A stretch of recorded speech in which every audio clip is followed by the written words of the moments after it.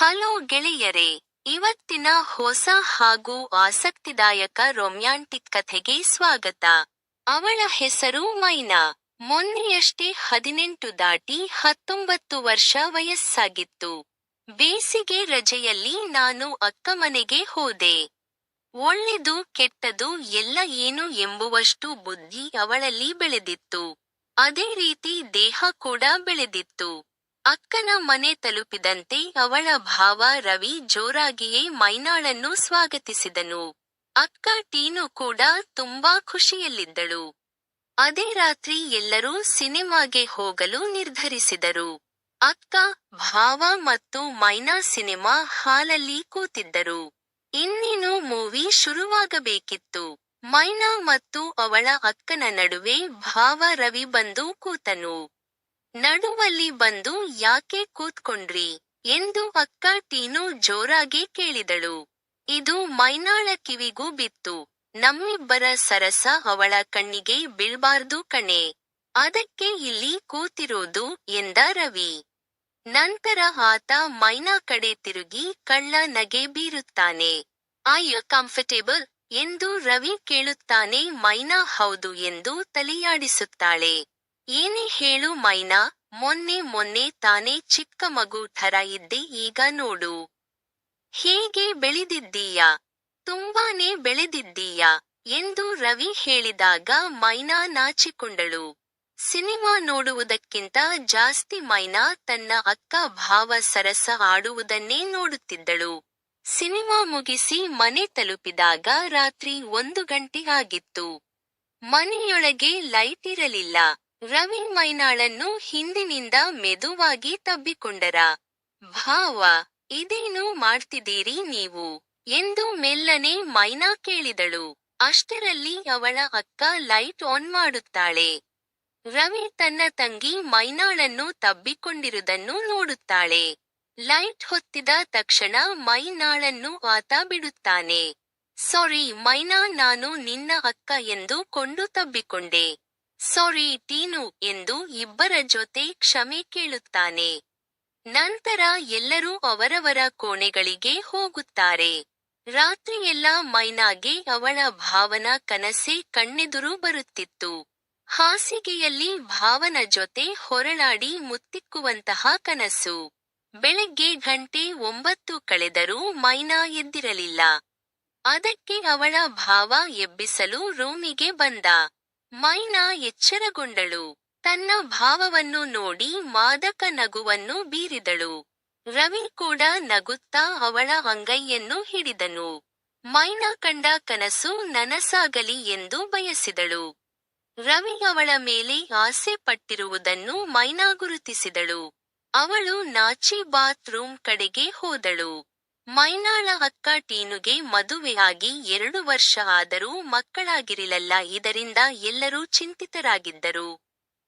ಮರುದಿನ ಬೆಳಿಗ್ಗೆ ಮನೆಯ ಹಿಂಭಾಗದಲ್ಲಿ ರವಿ ಮತ್ತು ಟೀನು ಜೋರಾಗಿ ಮಾತನಾಡುತ್ತಿದ್ದ ಶಬ್ದ ಕೇಳಿ ಮೈನಾ ಎಚ್ಚರಗೊಂಡಳು. ಅಲ್ಲಿ ಹೋಗಿ ನೋಡಿದಾಗ ರವಿ ಒಂದು ಸತ್ತ ಹೆಗ್ಗಣವನ್ನು ಕೈಯಲ್ಲಿ ಹಿಡಿದುಕೊಂಡಿದ್ದ. ಮೈನಾ ಏನಾಯಿತು ಎಂದು ಅವಳ ಅಕ್ಕನ ಬಳಿ ಕೇಳಿದಳು. ನಿನ್ನ ಭಾವ ಹೆಗ್ಗಣದ ಬಿಲದೊಳಗೆ ಕೈ ಹಾಕಿ ಅದನ್ನ ಹಿಸುಕಿ ಸಾಯಿಸೇ ಬಿಟ್ರು ನೋಡು ಎಂದು ಟೀನು ಹೇಳಿದಳು. ಅಯ್ಯೋ ಭಾವ, ನಿಮಗೆ ಭಯ ಆಗ್ಲಿಲ್ವೇನು ಎಂದು ಮೈನಾ ಕೇಳಿದಳು. ನಾನು ಯಾವ ತೂತಿಗೂ ಕೈ ಹಾಕಲು ಹೆದರಲ್ಲ ಮೈನಾ, ಅದು ಹೆಗ್ಗಣದ್ದೇ ಆಗಿರ್ಲಿ ಅಥವಾ ನಿಂದೇ ಆಗಿರ್ಲಿ ಎಂದು ರವಿ ಹೇಳಿದಾಗ ಮೈನಾ ಗಾಬರಿಯಿಂದ ಮೆಲ್ಲನೆ ತನ್ನ ಅಕ್ಕನ ಕಡೆ ನೋಡಿದಳು. ಆದರೆ ಅವಳು ಏನೂ ಕೇಳಿ ಕೇಳದವರಂತೆ ಮಾಡಿ ಮನೆ ಒಳಗೆ ಹೋದಳು. ಅಕ್ಕನ ವರ್ತನೆ ಕಂಡು ಮೈನಾಗೆ ಆಶ್ಚರ್ಯ ಆಯಿತು. ರವಿ ಹೈಸ್ಕೂಲ್ ಟೀಚರ್ ಆಗಿದ್ದ.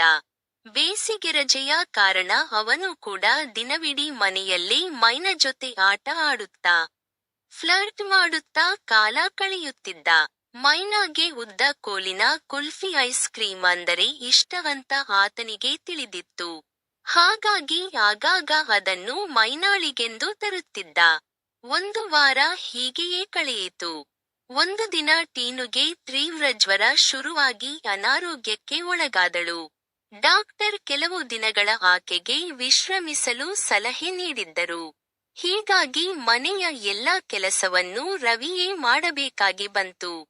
ಮೈನಾ ಕೂಡ ತನ್ನ ಕೈಲಾದಷ್ಟು ಸಹಾಯ ಮಾಡುತ್ತಿದ್ದಳು. ರಾತ್ರಿ ರವಿ ಮನೆ ಕೆಲಸವನ್ನೆಲ್ಲ ಮುಗಿಸಿ ಸೋಫಾದ ಮೇಲೆ ಸುಸ್ತಾಗಿ ಕುಳಿತಿದ್ದ. ಮೈನಾ ಅವನ ಬಳಿ ಬಂದು ಕೂತಳು. ಏನ್ ಭಾವ, ಇವತ್ತು ನೀವು ಕುಲ್ಫಿ ತರಲೇ ಇಲ್ಲ ನನಗೆ ಎಂದು ಪೆಚ್ಚು ಮೋರೆ ಹಾಕಿಕೊಂಡು ಹೇಳಿದಳು. ಸಾರಿ ಮೈನಾ, ಮನೆ ಕೆಲಸ ಮಾಡ್ತಾ ಟೈಮೇ ಸಿಗ್ಲಿಲ್ಲ ಎಂದು ರವಿ ಹೇಳಿದನು. ನಿಮ್ಮತ್ರಾನೂ ಕುಲ್ಫಿ ಇದೆ ತಾನೇ ಭಾವ ಎಂದು ಮೈನಾ ಹೇಳಿದಾಗ ಪಕ್ಕನೆ ರವಿಯ ತಲೆಗೆ ಏನೆಂದು ತಿಳಿಯಲಿಲ್ಲ. ನಂತರ ಮೈನಾಳೆ ಕೈ ಹಾಕಿ ರವಿಯ ಉದ್ದನೆಯ ಕುಲ್ಫಿಯನ್ನು ಹೊರತೆಗೆದಳು. ಇದೇನು ಭಾವ, ಅಂಗಡಿಲಿ ಸಿಗೋ ಕುಲ್ಫಿಗಿಂತ ಇದೂನೇ ತುಂಬಾ ದೊಡ್ಡದಿದೆ ಎಂದು ಮೈನಾ ಅಂದಾಗ ರವಿ ಮೊದಲ ಬಾರಿ ತನ್ನ ನಾದಿನಿಗೆ ಅದನ್ನು ತೋರಿಸುತ್ತಿರುವ ಕಾರಣ ಸಂಕೋಚದಿಂದ ಮಾತೇ ಬರದಂತಾಯಿತು. ಮೈನಾ ಅದನ್ನು ತನ್ನ ಬಾಯೊಳಗೆ ಹಾಕಿ ಚೀಪಲು ಶುರುಮಾಡಿದಳು. ರವಿಗಂತೂ ಕಣ್ಣೆದುರು ಸ್ವರ್ಗವೇ ಕಂಡಂತಾಯಿತು. ಮೈನಾ ಚೀಪುತ್ತಾ ತನ್ನ ಬಾಯಿ ತುಂಬಾ ಜೊಲ್ಲನ್ನು ತುಂಬಿಕೊಂಡಳು. ನಂತರ ಮೇಲೆದ್ದು ಅದನ್ನು ಎನ್ನ ಭಾವನ ಬಾಯಿ ಒಳಗೆ ಹಾಕಿ ಅವನ ತುಟಿಯನ್ನು ಚುಂಬಿಸಿದಳು. ಅಷ್ಟರಲ್ಲಿ ನಿದ್ದೆಯಿಂದ ಎದ್ದು ಹೊರಗೆ ಬಂದ ಟೀನು ಇವರಿಬ್ಬರನ್ನೂ ನೋಡಿ ಆಶ್ಚರ್ಯಗೊಂಡಳು.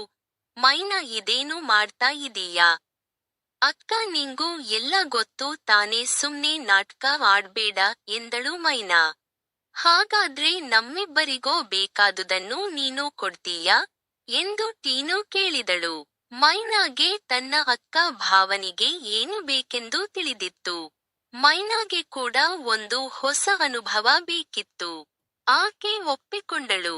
ನಂತರ ಮೈನಾ ತನ್ನ ರಜೆ ಮುಗಿಸಿ ಹೋಗುವವರೆಗೂ ತನ್ನ ಭಾವನ ಜೊತೆ ಆಟ ಚೆಲ್ಲಾಟಗಳನ್ನು ಆಡಿ ಕಾಲೇಜು ಶುರುವಾಗಲು ದಿನ ಹತ್ತಿರ ಬರುತ್ತಿದ್ದಂತೆ ತನ್ನ ಮನೆಗೆ ಹೋದಳು. ಸುಮಾರು 6 ತಿಂಗಳ ನಂತರ ಮೈನಾ ತನ್ನ ಅಕ್ಕಳಿಗೆ ಫೋನ್ ಮಾಡಿದಳು. ಅಕ್ಕ, ನನಗೀಗ 3 ತಿಂಗಳು.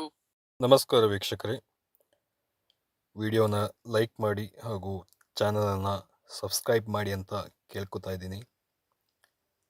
ಹಾಗೂ ನಿಮ್ಮ ಅನಿಸಿಕೆ ಅಭಿಪ್ರಾಯಗಳನ್ನು ಕಾಮೆಂಟ್ ಮೂಲಕ ತಪ್ಪದೆ ತಿಳಿಸಿ ಅಂತ ಕೇಳ್ಕೊತಿದ್ದೀನಿ. ಧನ್ಯವಾದಗಳು. ಈ ವಿಡಿಯೋ ಹಾಗೂ ಇಲ್ಲಿ ಬರುವಂತಹ ಕಥೆಗಳು ಕೇವಲ ಕಾಲ್ಪನಿಕ. ಯಾವುದೇ ವ್ಯಕ್ತಿ, ಪ್ರದೇಶ ಅಥವಾ ಯಾವುದೇ ರೀತಿ ಅಸ್ತಿತ್ವದಲ್ಲಿರುವ ವಸ್ತುಗಳಿಗೆ ಸಂಬಂಧಪಟ್ಟಿರುವುದಿಲ್ಲ. ಇದು ಬರೀ ಕೇವಲ ಬರಹಗಾರನ ಕಲ್ಪನೆಯಾಗಿರ್ತದಷ್ಟೇ. ಹಾಗೂ ಇದು 18 ವರ್ಷ ಮೇಲ್ಪಟ್ಟವರಿಗೆ ಮಾತ್ರ.